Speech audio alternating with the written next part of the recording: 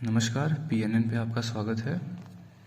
जैसा कि supreme court ने रिसेंटली एक बहुत इम्पॉर्टेंट वर्डिक्ट दिया है, जिसमें सुप्रीम कोर्ट ने ये अपहेल्ड किया है कि जो 10% ईडब्ल्यूएस कोटा दिया जा रहा है वो वैलिड है एंड वो बेसिक स्ट्रक्चर को वॉलेट नहीं करता है। फिर जैसा कि 2019 में पार्लियामेंट ने एक कॉन्स्टिट्यूशनल अमेंडमेंट पास किया था और उसमें पहली बार इकोनॉमिक स्टेटस की बेसिस पे 10% रिजर्वेशन देने का तय किया था।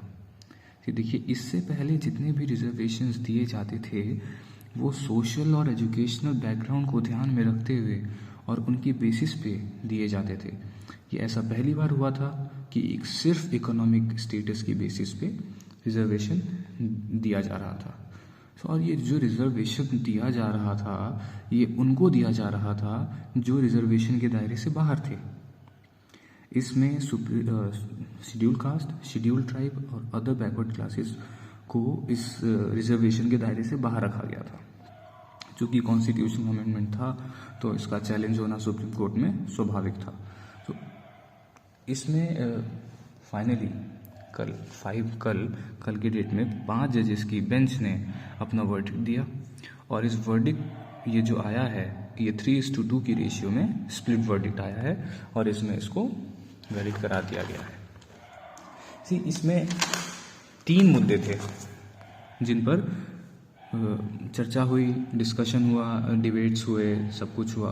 और मुद्दे जो थे वो ये थे कि क्या ये बेसिक स्ट्रक्चर को वॉयलेट करता है, क्योंकि ये सोली इकोनॉमिक क्राइटेरिया की बेसिस पर दिया जा रहा है। जो दूसरा मुद्दा था वो ये था कि क्या ये बेसिक स्ट्रक्चर को वॉयलेट करता है क्योंकि ये शेड्यूल कास्ट, शेड्यूल ट्राइब और अदर बैकवर्ड क्लासेस को इसके दायरे से बाहर रखता है। ये सिर्फ उनको दिया जाता है जो अनरिजर्व कैटेगरी में आ रहे थे। और तीसरा इंपॉर्टेंट मुद्दा ये था कि ये बेसिक स्ट्रक्चर को वॉयलेट करता है क्योंकि ये 50% रिजर्वेशन वाली जो सीलिंग थी उसको क्रॉस कर रहा था। 50% रिजर्वेशन मैक्सिमम दिया जाता है, ऐसा कॉन्स्टिट्यूशन में कहा गया है। 50% से ज़्यादा रिजर्वेशन हम नहीं दे सकते हैं, लेकिन ऐसे कई से स्टेट्स हैं जैसे महाराष्ट्र हो गया, वहाँ पर इस 10% ईडब्ल्यूएस के बाद वो जो सीलिंग है 50% वाली वो क्रॉस हो चुकी है। ठीक है, अब अगर हम बात करें इस वर्डिक्ट की तो इस पूरे वर्डिक्ट में 4 तरह के जजमेंट्स देखने को मिलेंगे। अगर हम जजमेंट्स की बात करें और जस्टिस की बात करें तो जस्टिस दिनेश महेश्वरी ने साफ साफ कह दिया था ये जो अमेंडमेंट है ये वैलिड है और ये बेसिक स्ट्रक्चर को वॉयलेट नहीं करता है।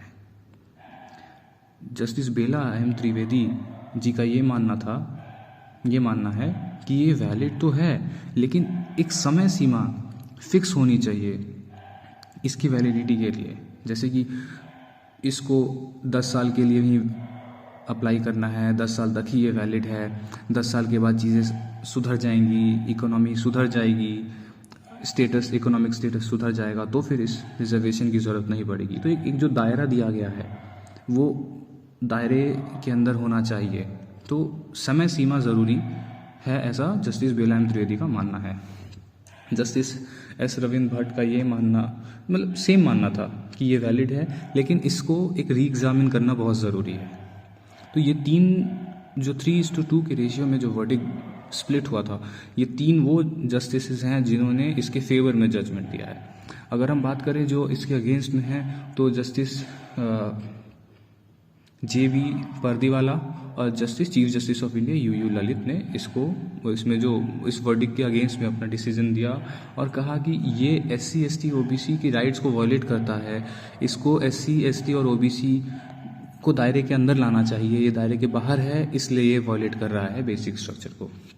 पूरे जजमेंट का जो जिस्ट है वो यही कहता है कि वैलिड है, बेसिक स्ट्रक्चर को वॉयलेट नहीं करता है किसी भी तरीके से।